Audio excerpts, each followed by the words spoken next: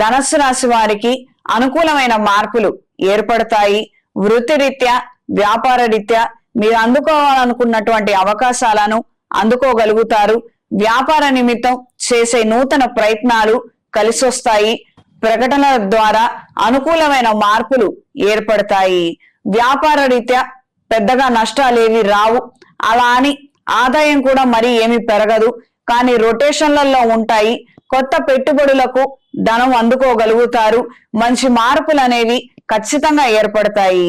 దూర ప్రాంత ప్రయాణాలు అనుకూలంగా ఉంటాయి. రిజిస్ట్రేషన్ విషయ వ్యవహారాలు అంతంత మాత్రంగా ఉంటాయి. కొద్దిగా ఇబ్బందికరమైన వాతావరణం ఏర్పడవచ్చు. ఆఖరి నిమిషంలో ₹1 అటు ఇటు మాటలు జరగటం, ఆ తర్వాత రిజిస్ట్రేషన్ కి సంబంధించి కొన్ని కాగితాలు అనేవి కనిపించక ఆలస్యమయ్యే విధంగా పరిస్థితులు ఉంటాయి.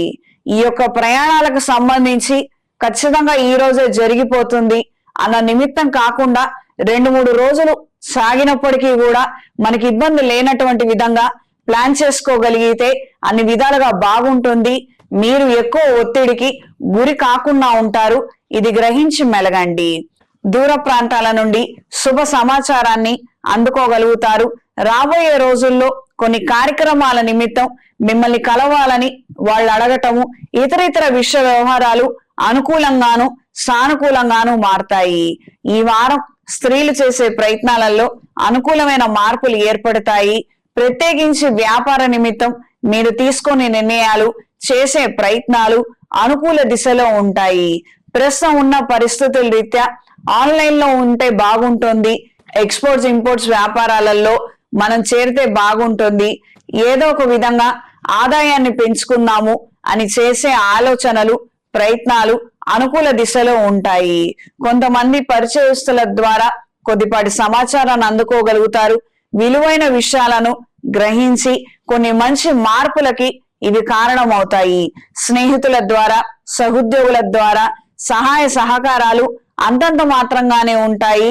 ముఖ్యమైనటువంటి అధికారులతోటి సంభాషించేటప్పుడు మాట పొల్లిపోయే ప్రమాదం ఉంటుంది. అప్రమత్తంగా ఉండండి.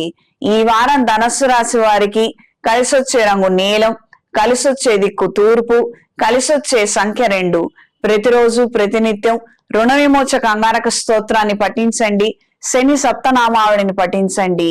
ఇంట్లో, వ్యాపార ప్రదేశాలలో దైవికం పొడితో, గుగ్గిలంతో ప్రతిరోజు ధూపం వేయండి. నరదిష్టి తొలగిపోతుంది. రాబోయే రోజుల్లో ఏదైనా శైవ క్షేత్రంలో మహాశివరాత్రి పర్వదినం నాడు అవకాశం ఉన్నవారు అమృత పాష్పత హోమాన్ని జరిపించండి. కార్యానుకూలత పెరుగుతుంది. శివపార్వతుల అనుగ్రహం లభిస్తుంది. స్వామివారి కళ్యాణం జరిపించిన లేదా ఆ రోజు కళ్యాణం చూసిన విశేషమైనటువంటి ఫలితాలు సంప్రాప్తిస్తాయి.